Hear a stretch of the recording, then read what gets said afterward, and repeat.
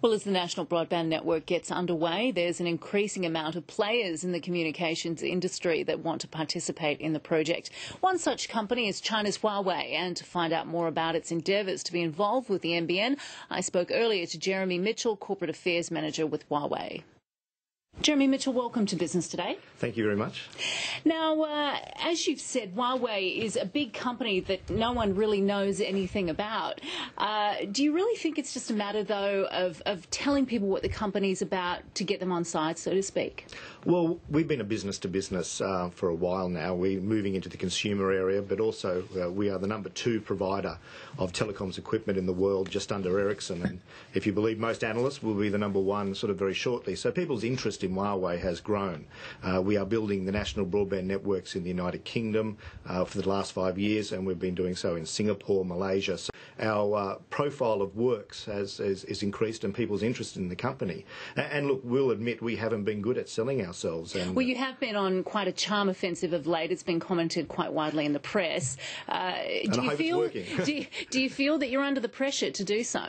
Well, look, as I said, we're getting into the consumer space now. We've never done that before. We're now selling our devices directly to the market. So people need to know who you are. And as I said, when you're building high-profile things like the National Broadband Network in the United Kingdom, we're the sole provider of technology in the United Kingdom for the last 5 years, people want to know who you are, what your company's about. So that's what these sort of announcements. But it's also part of Huawei's global business strategy of having localisation. We have 80% of our staff here in Australia are local, and having this Australian board with 3 independent directors is part of that ongoing localisation strategy. Now, Huawei is one of China's biggest private companies. China have a great reputation, though, in terms of being transparent, particularly when it comes to the communications industry. What sort of legacy does that do for you in terms of trying to sell the company? Well, we see ourselves as a global company rather than but it is a Chinese company. We are Chinese, but we are privately owned, but yet every year we now release our audited accounts by KPMG in our annual report. This year was the first time we disclosed fully all our board members. So we are changing the way we do things. As I said, the KPMG audit our reports. Even though we're privately owned, we don't need to do that, but it's part of our process of being fair and transparent. Now, you're not without your critics. On the 24th of March, in an interview with Lateline Business, Richard McGregor, who's a journalist with the Financial Times and writer of The Party, said about Huawei, there's an intrinsic suspicion that comes with the chief executive and founder's links with the People's Liberation Army, and another senior executive has perhaps even more sinister link, which is to the Ministry of State Security. What do you say to these kind of criticisms? Doesn't make your job any easier.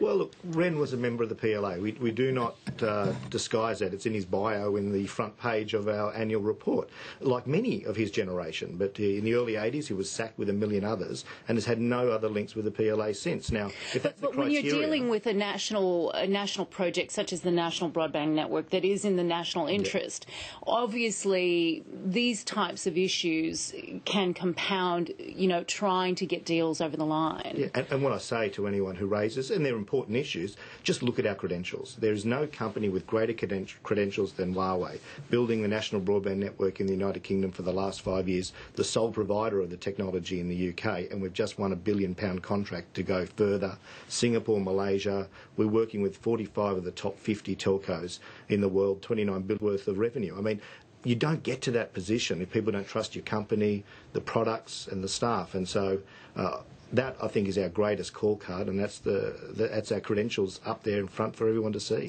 You have yet, though, to do any NBN deals locally here in Australia. Do you feel that there are these reputational issues that are creating resistance? No, the area that we're interested in NBN is what they call the GPON area. It's what we've been providing in the UK for the last 5 years. There's two, the NBN Co said there's going to be 2 providers in that area. They've announced one, Alcatel-Lucent.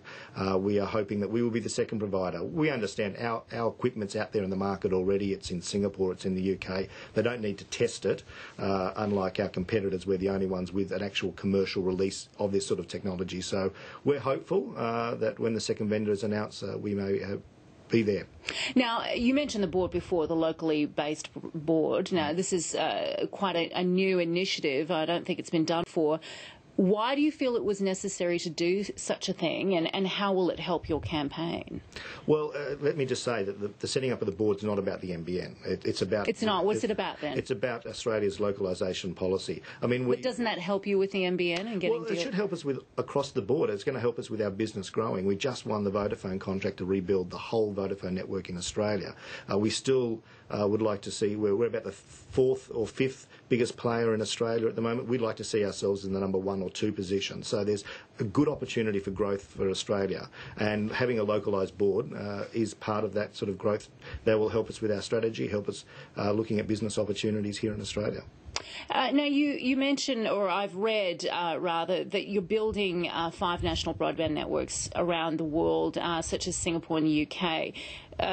Australia is very different geographically. What sort of challenges does that pose? Well, there's obviously distance. I mean, that's the big thing, the difference. But the technology doesn't change. What's different about the Australian build, it's called a wholesale network, meaning you need to provide the opportunity for many internet service providers to actually hook into the network. So there's only 2 others in the world that are like that. That's Singapore and the United Kingdom. And as I said, both those, Huawei is the only company providing the technology to do that. So I think we've got a good opportunity to show Australia how it can be done.